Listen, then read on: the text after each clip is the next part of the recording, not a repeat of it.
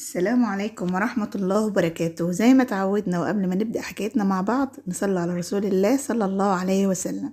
صاحبة الحكاية بتقول: اللي حصل بيني وبين جوز بنتي عمر ما حد يتوقعه أبدا.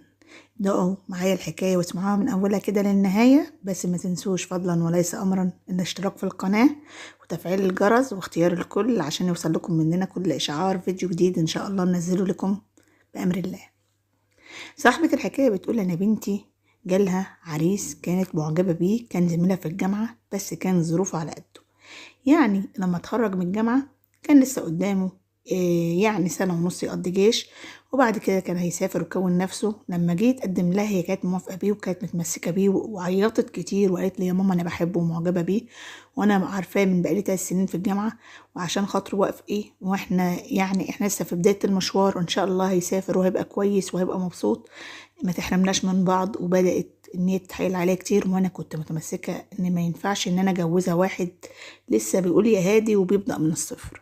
فقلت لها: الجوازة دي على جثتي، استحالة ان انا اجوزك البني ادم ده.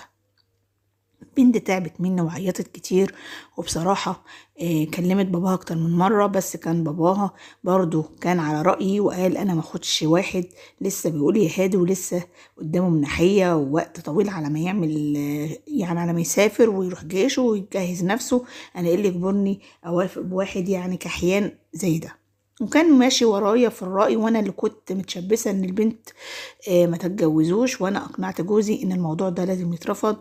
والمهم اتمسكت برأيي لغاية ما بنتي تعبت مني جدا، وقلت لها: بصي، هتعيشي هتموتي هتتعبي مش هتتعبي، انا مش عايزة الشخص ده يخش بيتنا. وفعلا اتمسكت بالامر ان الموضوع لازم يترفض خالص.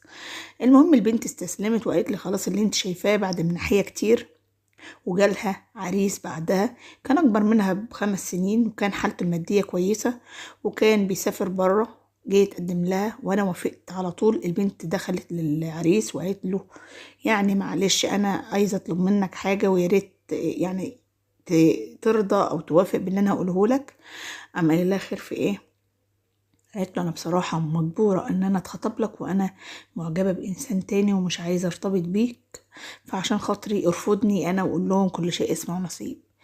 خطيبها او الولد اللي هو العريس ده لما شاف كده قال لها: بس انا مش رافضك وانا عايزك.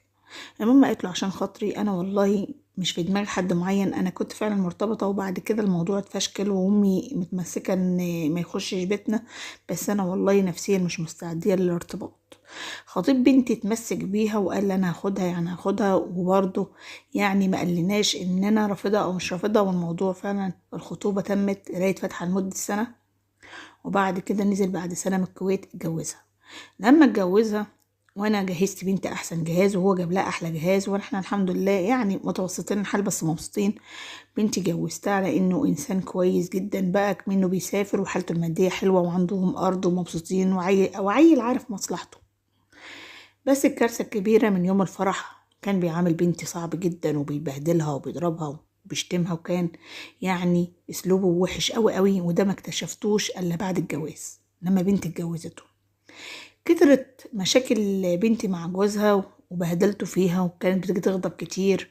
كنت برضو بحاول ان أنا احل المشكلة واحاول ان انا ارضيها وارجعها ليه تاني، بس المشكلة ان الموضوع زاد عن حد وبقى يضرب ويشتم ويبهدلها.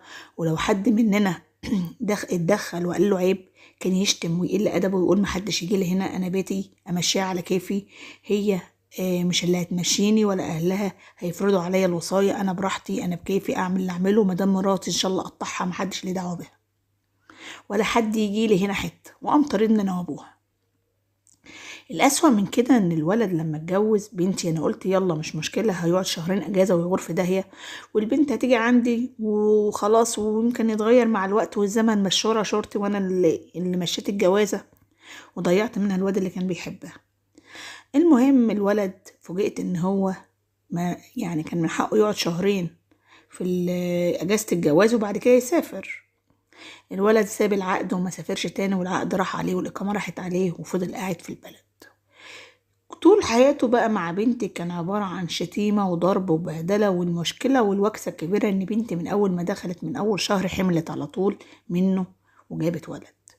ان الواد يتهادى ويحترم نفسه او يتأدب مع البنت في المعاملة لا، اجي اقول له كده كده غلط يا ابني، العيشه بالمعروف، ما ينفعش الكلام ده، انت اللي بينكم وبين بعض بقى عيل.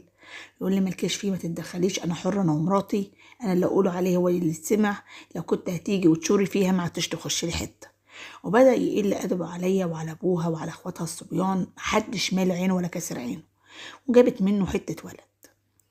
المهم البنت من كتر بهدلته فيها وضربه فيها واذاه النفسي ليها، البنت بعد ما كانت زي القمر وبطايه كده وبنت بيضه وحلوه، نزلت في الوزن خالص ونحفت، وجسمها من كتر الخسسان اسود لون الجلد، غير الهالات السوداء وغير الانيميا الحاده.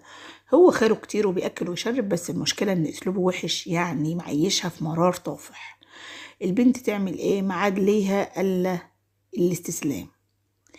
لا عادت بتشتكي ولا عادت بتغضب ولا عادت بتتكلم، وانا كل ما الاقيها هاديه وساكته البنت ايه، اطمن عليها واقول اكيد اتغير بقى كويس، مادام الشكوان قل، مادام ما عادش بتشتكي ولا بتتصل عليا ولا بتغضب، يبقى ايه، يمكن اتحسن لما ربنا رضاهم بولد.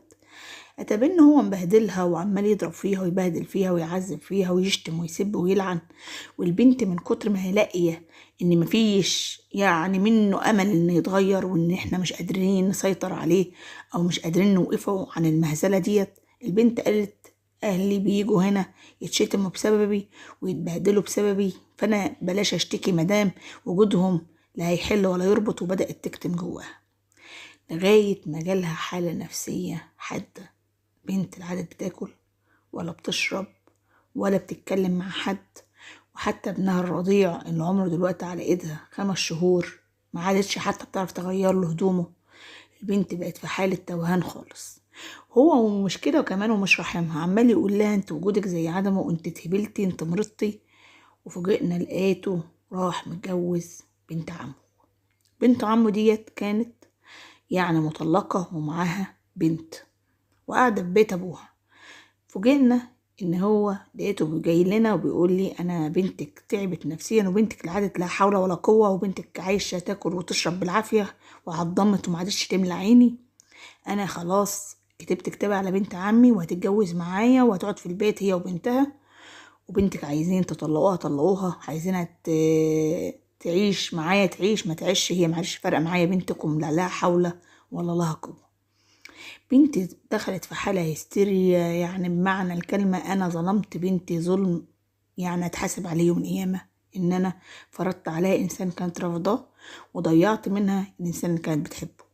أخدت بنتي قلت له يا ابني مادام أنت اتجوزت الله يسهلك بنت عمك، وأنا بنتي اللي عادت لها في الطبخ ولا في الكنس ولا في الترويق، بنتي جالها حالة نفسية حادة هاخدها عندي وأعالجها، وبصراحة ابنك يعني أنا مش هقدر على تربيته، خلي بنت عمك تربي. من كرهي في جوز بنتي انا قلت طب انا دلوقتي هجرب بنتي على الدكاتره واعالجها، ولا كمان هشيل المولود وانا ما عنديش الا هي بنت وحدانيه والولدين في التعليم في الكليه، مش هقدر ادادي وسايس في طفل رضيع. خلاص هي بنت عمك بقى حبيبتك واتجوزتها ومعاها بنت، تاخد ابنك كمان تربيه. وقمت سايبله فعلا الولد، وهو فعلا اتجوز مين؟ بنت عمه. وخدت بنتي لفيت عليها على دكاتره مصر، عندها اكتئاب حاد لا حول لها ولا قوة، والدكاترة ما عادوش عارفين يدولها أي علاج يجيب نتيجة. هي لا بتتكلم ولا بتشتكي ولا بتضحك ولا بتعيط، قاعدة في ركن، حتى السرير ما عادش بتنام عليه، بلاقيها قاعدة مزوية جنب الدولاب، وفي دنيا غير الدنيا، تكلمها هي مش سامعاك مش شايفاك. البنت حالتها سائد. كل ما اشوف بنتي بالحالة ديت وانا نفسيتي بقت تحت الصفر. وفوجئت بعدها، والكارثة كانت الكبيرة بالنسبة لنا كمان، ان هو بعت لها ورقة طلاقها وطلقها لما لقيها اتهبلت وما عادش فيها رجا، لا الدكاترة جايبين نتيجة ولا عاد نافع معاها اي علاج، ولفت عليها لغاية الشيوخ والعلاج بالقرآن مفيش حاجة جايبة معاها نتيجة. البنت من كتر اللي اتعمل فيها السنة ونص جواز ولا السنتين جواز دمروها نفسيا وحطموها من كتر ما بقت شايفة الويل وكاتمة جواها. وانا قلبي كل يوم بيتقطع على بنتي من ان هي وصلت له بسببي، وان انا كنت سبب في الظلم اللي هي عاشت فيه. من حق بنتي من اول ما شفت الواد ده مبهدلها، انا دلوقتي بلوم نفسي، يا ريتني كنت طلقتها من اول ما اتجوزته ولقيته مش كويس، كنت طلقتها ورحمت من بنتي من البهدله والعذاب ده، وكنت مش مشكلة تطلع بولد ولا ما تطلعش، كان على الأقل كنت لحقت بنتي بدل ما تتجن. المهم الولد اللي كان بيحبها عرف ان هي اتطلقت، وطبعا كان عارف ان هي مغصوبة على الجوازة. نزل، كان سافر الامارات، ولما عرف ان هي اتطلقت وتعبت نفسيا نزل مخصوص عشانها، قطع عقده ونزل. لقيته، وده كان بالنسبة لي مفاجأة كبيرة، ان هو جاي يسأل عليها والواد عنده اصل واحترام وادب. لقيته جاي بيقول لي يا طنط، بنتك فيها ايه؟ انا سمعت ان هي اتطلقت وتعبت نفسيا. قلت له يا ابني والله نهى بنتي، ما اناش عارفه ايه اللي فيها، انا ظلمتها وجوزتها واحد غصب عنه وبهدلها بهدلت السنين، وبنتي دلوقتي لا بتتكلم ولا بتاكل ولا بتشرب، واكلها ضعف. وبنتي بعد ما كانت ما شاء الله زي البطه دلوقتي بقى وزنها كله 42 كيلو ويمكن اقل، والبنت عدمت خالص. قام قايل لي طب ممكن اشوفها واتكلم معاها؟ قلت يا ما انت كريم يا رب، يمكن لما تشوفه تفرح ونفسيتها تتغير. ساعة ما شافته بنتي قدامها قامت مفتوحة في العايط، ولقيتها بتجري عليه وبتعبط عليه وبتترمى في حضنه. ساعتها عرفت ان هو كان من اسباب التعاسة اللي كانت بنتي اتظلمت فيها لما انا حرمتها من الحب الحقيقي ورحت جوزتها عشان خاطر الفلوس. المهم البنت كلمته وقالت له انت عرفت اللي جرالي؟ انت جيت عشاني؟ قال لها انا لما عرفت ان انت اتطلقتي وتعبتي انا نزلت وقطعت العقد، انا كان عقدي سنتين ما كملتش الا سنة بس، ومش هسيبك تاني. المهم قام قايل لي يا طنط انا عايزه اخطبها، توافقي ولا ترفضي تاني؟ قلت له لا يا حبيبي، ده انا موافقه من هنا من دلوقتي. بنتي وفت العده، ولو عايز تتجوزها اتجوزها كمان، ومش عايزه منك اي حاجه، جهازها جاهز وعفشها جاهز والفرح على حسابي كمان. قام قايل لا يا طنط انا مش عايز جواز دلوقتي، انا لازم اخد نهى واعرضها على احسن دكاتره واعالجها الاول وبعد كده نبقى نتجوز. الواد كان عامل 3 شهور اجازة بالعافية من الكفيل الامارتي عشان ينزل، لانه قاطع العقد سنتين. ما قصرش مع بنتي في حاجة، اخدها على احسن دكتور في مصر، والحمد لله بنتي مع الحالة النفسية اتغيرت وتحسنت وبدأت تتكلم وبدأت تاكل وتشرب. وفعلا خطبها، جاب لها دبلة وخاتم، وقام قايل لي يا طنط انا ما ينفعش اخش على جهاز حد، انا هسافر سنة وانزل اتجوز ان شاء الله، ربنا يبعت لي رزقنا وهنزل اجيب عفش من بابه جديد وادخل على ايه، على مراتي. لكن انا مش هاخد حاجه انا ما جبتهاش من فلوسي ومن حر تعبي. قلت له والله يا ابني اللي تشوفه. المهم فعلا سافر، ولقيت بنتي حالتها النفسيه بدات تتحسن وبدات تاكل وتشرب، وكل يوم الاقيها بتتمكيج وتتجمل كده قدام المرايه، والبنت ما شاء الله حلوت. عرفت ان السعاده ساعتها في الحب، وان انتم تاخدوهم فقراء يغنكم ربنا، مش لازم كل حاجه الفلوس. المهم اللي فوجئت لقيته متصل عليا دولي وبيقول لي يا ماما انا هبعت توكيل لابويا يكتب الكتاب، ايه رايك نهى تجيلي الامارات بدل ما انزل واجهز واتجوز، نقعد في الامارات وبعد كده ننزل يعني نوضب شقتنا ونفرشها براحتنا. قلت له يا بنت كريم يا رب زي ما انت شايف يا ابني. وفعلا بنتي حماها ابو جوزها ابو عريسها هتعمل له توكيل وكتب الكتاب وحجز لها طيران وراحت عروسه لجوزها في الامارات. قعدوا 3 سنين متواصلين، انا ما بشوفش بنتي الا عن طريق النت، كانت بتكلمني صوت وصورة عن طريق التليجرام. ما شاء الله على الهنا اللي بنتي عاشت فيه، وعلى الراحة النفسية وعلى الجمال وعلى الحلاوة وعلى أدب جوزها واحترام جوزها. وفوجئت بعدها بكام شهر اني بعت لي طلب زيارة، ان انا اروح لزيارة 3 شهور. فوجئت ان لقيت ان نوع حامل. ساعتها عرفت ان انا ضيعت من بنتي احسن عريس في الدنيا، وعشان الفلوس كنت هضيع مستقبلها. ورجعت تاني قلت لنفسي يا ريتني كنت وافقت بيه من الاول. انا ايه اللي نبني لما جوزت بنتي الواحد عشان الفلوس طلع انسان مش كويس واتظلمت بعيل، والعيل دلوقتي مع مرات ابوه اللي هي تعتبر اتجوز بنت عمه، بس انا بطلبه بيجيلي كل جمعة يقضي اليوم معايا.